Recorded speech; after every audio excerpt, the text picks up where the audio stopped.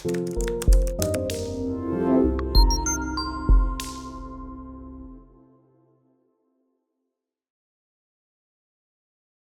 Viewers, அமெரிக்காவில் இருந்து திரும்புவதற்குள் AIADMK BJP கூட்டணியில் அங்கம் வகிப்பதின் அதிகாரப்பூர்வமான அறிவிப்பை எப்படியாவது வெளியிட்டு விட வேண்டும் என்று துடிக்கிறார் பிரேமலதா.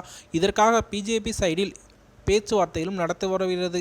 தமிழகத்தில் அதிமுக தான் கூட்டணி கட்சி தலைவர். அங்கே பேசி ஓகே வாங்குங்க, எங்களுக்கு ஆட்சேபனை என்கிறார்கள்.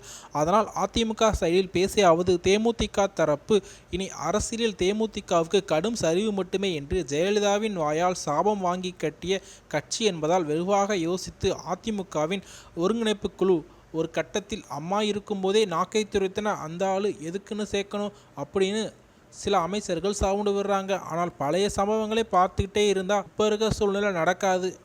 அதனால் கோபத்தை கொஞ்சம் தளர்த்திக்கங்க அப்படின்னு சொல்லிட்டு கொங்கு அமைச்சர்கள் சிலர் ஆதரவு தெரிவிச்சிருக்காங்க. ஆனால் தெற்கத்திய அமைச்சர்கள் ஒருவர் விடாமல் அவர் தளர்ந்து விட மாட்டார். ஆனால் அவர் விடாமல் வைக்க போகிற கண்டிஷனை நீங்கள் டென்ஷன் ஆகிடுவீங்க, என்னோட ஒத்த காதை அறுத்துக்கிறேன் என்கிறாராம்.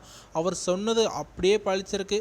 கூட்டணியில் இணைந்த பிறகு சில விஷயங்களை தங்களுக்கு ஓகே செய்து தர வேண்டும் என தேமுதிகவின் பொருளாளர் வைத்த கோரிக்கைகளை அதிமுக தலைமைக்கு பெரும் கோபத்தை கிளப்பிவிட்டுள்ளன. விளைவு கேப்டனுடன் கூட்டணியை கிடப்பில் போட்டுவிட்டது ஆளுங்கட்சி. உசுப்பேத்தி பார்த்ததும் அங்கிருந்து எந்த பதவியும் வராத காரணத்தினால் அடுத்த முயற்சிக்காக தினகரனுடன் கைகோர்க்க உள்ளார்களாம் என முடிவெடுத்திருக்கிறார். தேமுதிக தரப்பு எடுத்த எடுப்பில் அங்கிருந்து நட்பு ரீதியாக வரவும் குஷியாகி உள்ளார்களாம். அதிமுகவிடம் வைத்தால் பாதியளவு குறைந்த கோரிக்கை வைத்தார்களாம். அது அப்படியே தினகரனுக்கு பாஸ் செய்திருக்கிறார்கள். ஆளுங்கட்சி அடைந்த டென்ஷனை விட 10 மடங்கு அதிக டென்ஷன் ஆகிய தினகரன் சொல்லிய வார்த்தைகள் தேமுதிகவின் காதுக்கு போக மிக மிக மோசமாக மனம் நொந்து விட்டார்களாம். அப்படி என்ன சொன்னார் தினகரன் என்று அமமுக நிர்வாகியிடம் கேட்டால், காரணமே இல்லாமல் விஜயகாந்துக்கு ஓட்டக்கு வச்ச காலமெல்லாம் மலையேறி போச்சு, அவரை விட இப்போ வடிவேலுக்கு மவுசு இருக்குது, அந்த ஆளை கூட்டிகிட்டு வந்து பிரச்சாரம் பண்ண வச்சாலும் எக்ஸ்ட்ரா 4 ஓட்டு விழும், அண்ணன் சொல்லி பொறுப்பார், தேஞ்சு போய் கிடக்கிற தேமுதிகவுக்கு இம்புட்டு தெனாவட்டு தேவையா, அதெல்லாம் தலைவர் தலையில் தட்டி கொடுத்துருப்பாரு என்றார் கேப்டன். அமெரிக்காவிலிருந்து வரட்டும், அப்புறம் வச்சுக்கிறேன் கச்சேரியை அப்படிங்கிற மாதிரி டிடிவி தினகரன் அவர்கள் சொல்லியிருக்காரு.